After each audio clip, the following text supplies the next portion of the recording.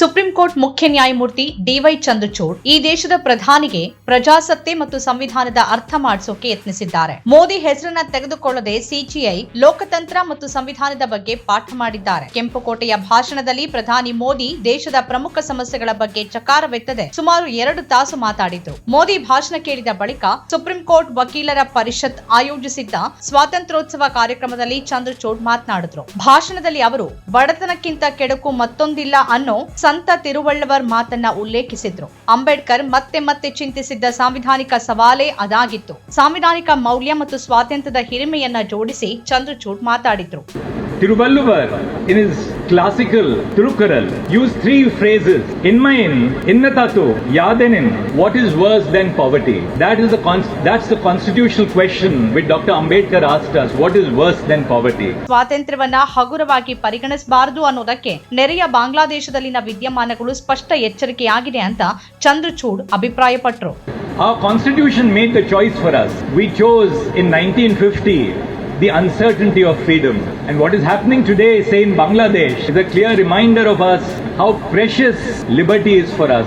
ಸ್ವಾತಂತ್ರ್ಯ ದಿನ ಅನ್ನೋದು ಸಂವಿಧಾನದಲ್ಲಿ ಪ್ರತಿಪಾದಿಸಲಾದ ಮೌಲ್ಯಗಳನ್ನ ಮರುಸ್ಥಾಪಿಸುತ್ತೆ ಮತ್ತು ನಾಗರಿಕರು ಪರಸ್ಪರರಿಗಾಗಿ ಮತ್ತು ರಾಷ್ಟ್ರಕ್ಕಾಗಿ ನಿರ್ವಹಿಸಬೇಕಾದ ಕರ್ತವ್ಯಗಳನ್ನ ನೆನಪಿಸುತ್ತೆ ಅಂತ ಮುಖ್ಯ ನ್ಯಾಯಮೂರ್ತಿ ಹೇಳಿದ್ರು. ಸಂವಿಧಾನದ ಮೌಲ್ಯಗಳ ಪಾಲನೆ ಬಗ್ಗೆ ಹೇಳುವಾಗ, ಕರ್ತವ್ಯ ನಿರ್ವಹಣೆ ಬಗ್ಗೆ ಹೇಳುವಾಗ ಚಂದ್ರಚೂಡ್ ಯಾರನ್ನ ಉದ್ದೇಶಿಸಿ ಹೇಳ್ತಿದ್ರು ಅನ್ನೋ ಪ್ರಶ್ನೆಯೊಂದು ಕಾಡದೇ ಇರೋದಿಲ್ಲ. ಆದ್ರೆ ಮೋದಿ ಸುಪ್ರೀಂ ಕೋರ್ಟ್ ಬಗ್ಗೆ ತಮ್ಮ ಭಾಷಣದಲ್ಲಿ ಪ್ರಸ್ತಾಪಿಸಿದ್ದನ್ನ ಇಲ್ಲಿ ನೆನಪು ಮಾಡ್ಕೊಳ್ಬಹುದು. ನಾಗರಿಕ ಸಂಹಿತೆ ಕುರಿತು ಸುಪ್ರೀಂ ಕೋರ್ಟ್ ಹಲವು ಬಾರಿ ಚರ್ಚೆ ನಡೆಸಿದೆ ಅಂತ ಹೇಳಿದ್ರು. ಈಗ ನಮ್ಮಲ್ಲಿರೋದು ಕೋಮುವಾದಿ ನಾಗರಿಕ ಸಂಹಿತೆ. ಅದರಲ್ಲಿ ಧರ್ಮದ ಆಧಾರದಲ್ಲಿ ಮಾಡಲಾಗುವ ತಾರತಮ್ಯ ಇದೆ. ಸಂವಿಧಾನ ಶಿಲ್ಪಿಗಳ ಆಶಯವನ್ನ ಈಡೇರಿಸೋದು ನಮ್ಮ ಕರ್ತವ್ಯ. ಭಾರತಕ್ಕೆ ಜಾತ್ಯತೀತ ನಾಗರಿಕ ಸಂಹಿತೆಯ ಅಗತ್ಯವಿದೆ ಅಂತ ಹೇಳಿದ್ರು. ಮೋದಿ ಮಾತಿಗೆ ಈಗಾಗಲೇ ಕಾಂಗ್ರೆಸ್ ತೀಕ್ಷ್ಣ ಪ್ರತಿಕ್ರಿಯೆ ಕೊಟ್ಟಿದೆ. ನಮ್ಮಲ್ಲಿರೋದು ಕೋಮುವಾದಿ ನಾಗರಿಕ ಸಂಹಿತೆ ಅಂತ ಮೋದಿ ಹೇಳಿರೋದು ಅಂಬೇಡ್ಕರ್ ಅವರಿಗೆ ಮಾಡಲಾದ ಅಪಮಾನ ಅಂತ ಕಾಂಗ್ರೆಸ್ ನಾಯಕ ಜೈರಾಮ್ ರಮೇಶ್ ಹೇಳಿದ್ದಾರೆ. ಅಂಬೇಡ್ಕರ್ ಹಿಂದೂ ವೈಯಕ್ತಿಕ ಕಾನೂನುಗಳಲ್ಲಿ ಸುಧಾರಣೆ ಬಯಸಿದ್ರು. 1950ರಲ್ಲಿ ಅವರ ಆಶಯ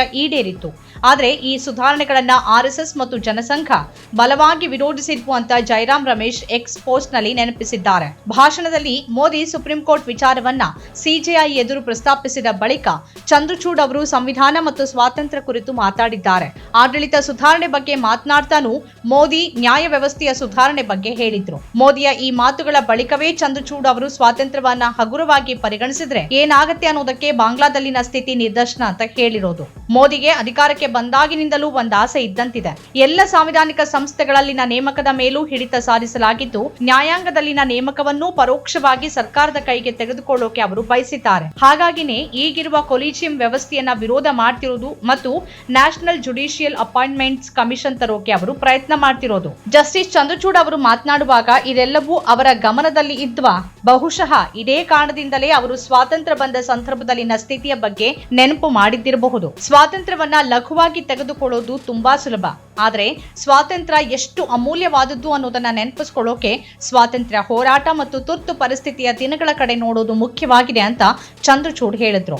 ಭಾರತದ ಸ್ವಾತಂತ್ರ್ಯಕ್ಕಾಗಿ ಹೋರಾಡೋಕೆ ಅನೇಕ ವಕೀಲರು ತಮ್ಮ ಲಾಭದಾಯಕ ಕಾನೂನು ವೃತ್ತಿಯನ್ನ ತ್ಯಜಿಸಿದ್ರು. ಅಷ್ಟೇ ಅಲ್ಲದೆ ರಾಷ್ಟ್ರಕ್ಕಾಗಿ ತಮ್ಮನ್ನೇ ಸಮರ್ಪಿಸಿಕೊಂಡ್ರು ಅಂತ ಚಂದ್ರಚೂಡ್ ಅವರು ನೆನಪು ಮಾಡಿಕೊಂಡ್ರು. ಚಂದ್ರಚೂಡ್ ಅವರು ತಮ್ಮ ಭಾಷಣದಲ್ಲಿ ಸಂತ ಕವಿ ತಿರುವಳ್ಳವರ್, ವಚನಕಾರ್ತಿ ಅಕ್ಕಮಹಾದೇವಿ, ಕಬೀರರನ್ನ ನೆನಪು ಮಾಡಿಕೊಂಡ್ರು. ಅಂಬೇಡ್ಕರ್, ಜವಾಹರ್ಲಾಲ್ ನೆಹರು, ಅಲ್ಲಾಡಿ ಕೃಷ್ಣಸ್ವಾಮಿ ಅಯ್ಯರ್, ಗೋವಿಂದ ವಲ್ಲಭ ಪಂತ್, ದೇವಿ ಪ್ರಸಾದ್ ಖೇತಾನ್, ಸರ್ ಅಯ್ಯದ್ ಮೊಹಮ್ಮದ್ ಸಾದುಲ್ಲಾ ಅವರಂತಹ ಅನೇಕ ಮಹಾನ್ ವ್ಯಕ್ತಿಗಳು ರಾಷ್ಟ್ರಕ್ಕಾಗಿ ತಮ್ಮನ್ನ ಸಮರ್ಪಿಸಿಕೊಂಡಿದ್ರು ಅನ್ನೋ ವಿಚಾರವನ್ನ ಜಸ್ಟಿಸ್ ಚಂದ್ರಚೂಡ್ ನೆನಪಿಸಿಕೊಂಡ್ರು. ಅವರೆಲ್ಲರೂ ದೇಶದ ಸ್ವಾತಂತ್ರ್ಯ ಹೋರಾಟದ ನಿಜವಾದ ನಾಯಕರು ಅನ್ನೋದನ್ನ ಚಂದ್ರಚೂಡ್ ಅವರು ಒತ್ತಿ ಹೇಳಿದ್ರು. ಇದು ಕೂಡ ಚಂದ್ರಚೂಡ್ ಅವರು ಪರೋಕ್ಷವಾಗಿ ತಮ್ಮ ಭಾಷಣದಲ್ಲಿ ಮೋದಿಯನ್ನೇ ಉದ್ದೇಶಿಸಿದಂತಿತ್ತು ಅನ್ನೋದರ ಸುಳಿವನ್ನ ಕೊಡುತ್ತೆ. ಸ್ವತಂತ್ರ ನ್ಯಾಯಾಂಗದ ವಿಚಾರವು ಚಂದ್ರಚೂಡ್ ಅವರ ಭಾಷಣದಲ್ಲಿ ಪ್ರಸ್ತಾಪವಾಯಿತು. ಭಾರತ ಸ್ವಾತಂತ್ರ್ಯ ಪಡೆಯೋಕೆ ವಕೀಲರು ಪ್ರಮುಖ ಪಾತ್ರ ವಹಿಸಿದ್ದಲ್ಲದೆ ಪ್ರಬಲ ಮತ್ತು ಸ್ವತಂತ್ರ ನ್ಯಾಯಾಂಗ ರೂಪಿಸುವಲ್ಲೂ ಅವರು ಮಹತ್ತರ ಕೊಡುಗೆ ನೀಡಿದ್ದಾರೆ ಅಂತ ಜಸ್ಟಿಸ್ ಚಂದ್ರಚೂಡ್ ಹೇಳಿದ್ರು. ಹಲವು ವಕೀಲರು ತಮ್ಮ ಲಾಭದಾಯಕ ವೃತ್ತಿ ನಿರ್ವಹಣೆಯನ್ನ ಬಿಟ್ಟು ದೇಶಕ್ಕಾಗಿ ತಮ್ಮನ್ನ ಸಮರ್ಪಿಸಿಕೊಂಡಿದ್ರು.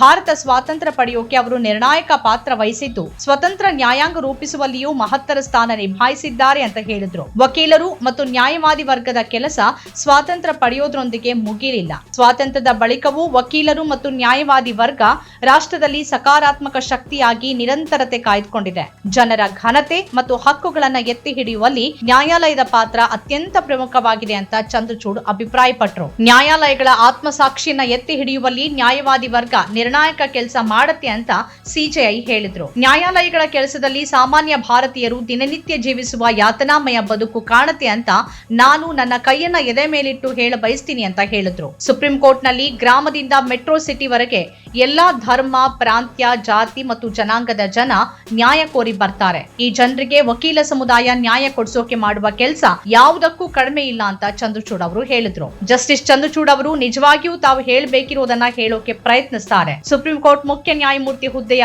ಘನತೆ ಮತ್ತು ಚೌಕಟ್ಟು ಅವರನ್ನ ತಡೆಯುತ್ತೆ. ಕೊಲಿಜಿಯಂ ಅನ್ನ ತೆಗೆದುಹಾಕುವ ಯತ್ನ ಭಾರತದ ನ್ಯಾಯ ವ್ಯವಸ್ಥೆಯ ಪಾಲಿಗೆ ಒಳ್ಳೆಯದಲ್ಲ ಅಂತ ಸುಪ್ರೀಂ ಕೋರ್ಟ್ ಮತ್ತೆ ಮತ್ತೆ ಹೇಳುತ್ತಲೇ ಬಂದಿದೆ. ಈಗ ಮತ್ತೊಮ್ಮೆ ಚಂದ್ರಚೂಡ್ ಅವರು ಮೋದಿ ಯೋಚನೆಗಳಿಗೆ ಉತ್ತರವಾಗಿ ಬಹಳ ಸೂಕ್ಷ್ಮವಾಗಿ ಸಂವಿಧಾನ ಮತ್ತು ಸ್ವಾತಂತ್ರ್ಯದ ಮಹತ್ವವನ್ನ ಮನಗಾಣಿಸೋಕೆ ಯತ್ನಿಸಿದ್ದಾರೆ. ಅವರ ಮಾತುಗಳಲ್ಲಿನ ಪಾಠ ಯಾರಿಗೆ ಮನವರಿಕೆ ಆಗಬೇಕೋ ಅವರಿಗಾಗೋದು ಅಗತ್ಯ. ಸ್ವತಂತ್ರ ಪತ್ರಿಕೋದ್ಯಮ ಇಂದಿನ ತುರ್ತು.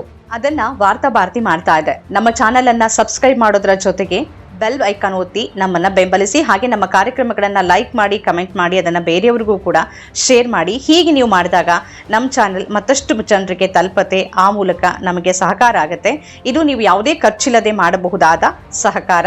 ಧನ್ಯವಾದ.